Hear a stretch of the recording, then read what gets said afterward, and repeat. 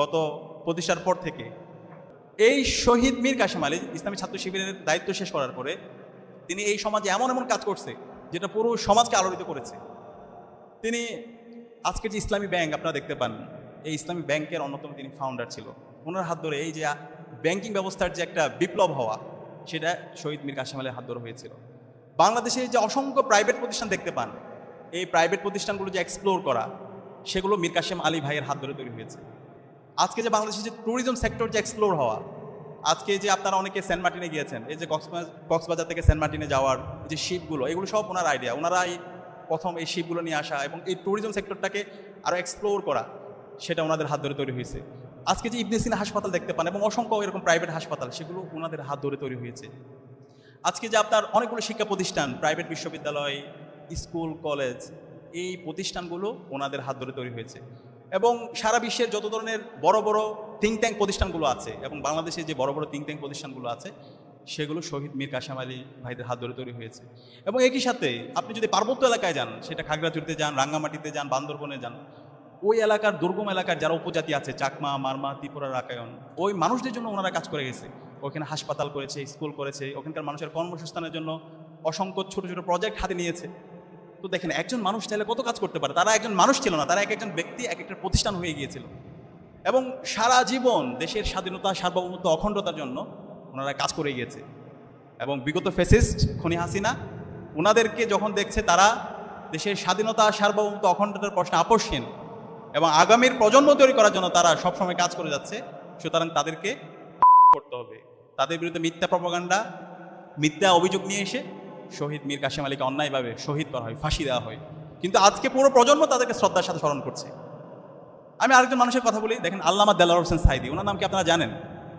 আল্লামা দেলাওয়ার হোসেন সাইদি সারাটা জীবন তিনি ইনসাফের কথা বলে গেছেন, সারাটা জীবন তিনি স্টোরি টেলিং করেছেন, যেখানে গিয়েছেন দাওয়াতের কথা বলেছেন, কল্যাণের দিকে মানুষদেরকে ডেকেছেন। যখন খনি হাসিনা দেখলো হচ্ছে ওনাকে কোনোভাবে কম্প্রোমাইজ করা যাবে না, তখন আল্লামা দেলাওয়ার হোসেন সাইদিকে অনেক দিন ধরে ওনাকে মিথ্যা মামলায় ওনাকে আবদ্ধ করে রাখা হয়েছিল। পরবর্তীতে ওনাকে মেডিকেল কিলিংয়ের মাধ্যমে ওনাকে হত্যা করা হয়েছে। কিন্তু আজকে পুরো প্রজন্ম মাওলানা দেলাওয়ার হোসেন সাইদিকে শ্রদ্ধার সাথে স্মরণ করছে। কিন্তু দেখেন ফ্যাসিস্ট হাসিনা গত 16 বছরে এবং তার যারা আমলা, তার যারা রাজনৈতিক দলের, তাদেরও তো অনেক ক্ষমতা ছিল, কিন্তু আমরা কি তাদেরকে স্মরণ করছি? হ্যাঁ, আমরা তাদেরকে স্মরণ করছি অভিশাপের সাথে। পুরো জাতি তাদেরকে আজকে অভিশাপ দিচ্ছে। তারা আমাদের এই দেশকে একটা জাহান্নাম বানিয়েছে, বাংলাদেশের সকল সম্ভাবনাকে নষ্ট করে দিয়েছে, আমাদের হাজার হাজার কোটি টাকা এখান থেকে লোপাট করেছে। বাংলাদেশের পুরো প্রজন্মকে তারা তাদের নৈতিক অধপতনের জন্য যত ধরনের আয়োজন দরকার সেই আয়োজনগুলো তারা করেছিল।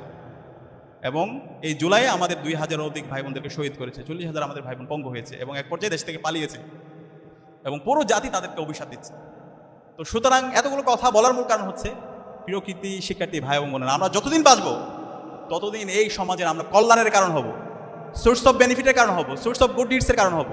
আমরা কি পারবো? ইনশাল্লাহ আমাদের এই সমাজে বেঁচে থাকাটা কল্যাণের কারণ হবে। আমাদের এই সমাজে বেঁচে থাকার মাধ্যমে মানুষ অনেক অনেক কল্যাণ পাবে, সবকে জারিয়ার কারণ হবো। আমরা চলে যাব, কিন্তু আমাদের পরবর্তী প্রজন্ম আমাদেরকে শ্রদ্ধার সাথে স্মরণ করবে। আমরা এমন এমন কাজ করে যাব। এই জন্য আল্লাহ তাআলা আমাদেরকে এই দুনিয়ায় পাঠিয়েছেন। আমাদের দুনিয়ায় পাঠানোর মূল উদ্দেশ্য হচ্ছে এটাই, মানুষের জন্য কাজ করে যাওয়া, মানবতার জন্য কাজ করে যাওয়া, সবকে জারিয়ার কাজ করে যাওয়া। সেই কারণে আজকে আমরা যারা উত্তীর্ণ হয়েছি, সামনে আমরা এখান থেকে অনেকে বিশ্ববিদ্যালয়ের শিক্ষক হব, সরকারি আমলা হব, রাজনীতিবিদ হব, ডাক্তার হব। আমি যাই হই না কেন, আমার নিয়ত থাকবে আমি যাই হই, আমি সবসময় মানবতার কল্যাণ করব, আমি এই জাতির কল্যাণ করব, আমি দেশের স্বাধীনতা, সার্বভৌমত্ব, অখণ্ডতার জন্য আমি আজীবন কাজ করে যাব। এইভাবে যদি আপনি নিয়ত করতে পারেন, আপনার নিয়তটা যদি পরিশুদ্ধ হয়, তাহলে আপনি যাই করেন, আপনি সফল হন আর না হন, কিন্তু আল্লাহ তাআলা আপনার এই যে নিয়াত, আপনার যে source of good deed, source of বেনিফিটের যে নিয়াত, সেটাকে আল্লাহ তাআলা কবুল করে নেবে। আমরা কি পারবো? ইনশাআল্লাহ। ইনশাআল্লাহ। ইসলামের সৌন্দর্য হচ্ছে এই জায়গায়। ইসলাম দেখেন কত চমৎকার, এবং অন্যান্য ধর্ম আমাদের প্রত্যেকটা জিনিস এই কল্যাণের কথা বলে। ইসলাম বলছে হচ্ছে, যখন আপনি কোনো ভালো কাজে নিয়ত করবেন, নিয়ত করার সাথে সাথেই আপনার সৃষ্টিকর্তা আল্লাহ তাআলা আপনাকে রিওয়ার্ডস দেওয়া শুরু করবে। ধরেন হচ্ছে আমাদের ওইদিকে একটা দরজা আছে, একটা জানালা আছে, আপনি নিয়ত করলেন হচ্ছে আমি এই দরজাটা রাখছি এবং এই জানালাটা রাখছি, দিনে যেন আমি 5 বার আজান শুনতে পারি। তাহলে এইটা তো এমনি আপনাকে রাখতে হইতো না, আপনার এই যে বাতাস, আলো বাতাস আসার জন্য। কিন্তু আপনি নিয়ত করছেন না, আমি এই দরজা এবং জানালা রাখছি যেন 5 বার দিনে আমি মসজিদ থেকে মধুর আজানের ধ্বনি শুনতে পাই। তো এই দরজা এবং জানালা যতদিন থাকবে, যতদিন মসজিদে আজান হবে, ততদিন আপনি সওয়াব পাতি থাকবে। সুবহানাল্লাহ। এই কারণে আমরা এখন নিয়ত করবো, আমাদের নিয়ত যেন অনেক বড় হয়। আপনি যখন নিয়ত করবেন, নিয়ত করার পর থেকে আপনার রিওয়ার্ডস, আপনার সওয়াব আপনি পাইতে থাকবেন ইনশাআল্লাহ। ঠিক আছে? তো এই কারণে আমাদের এই নিয়তে পরিশুদ্ধ থাকা দরকার।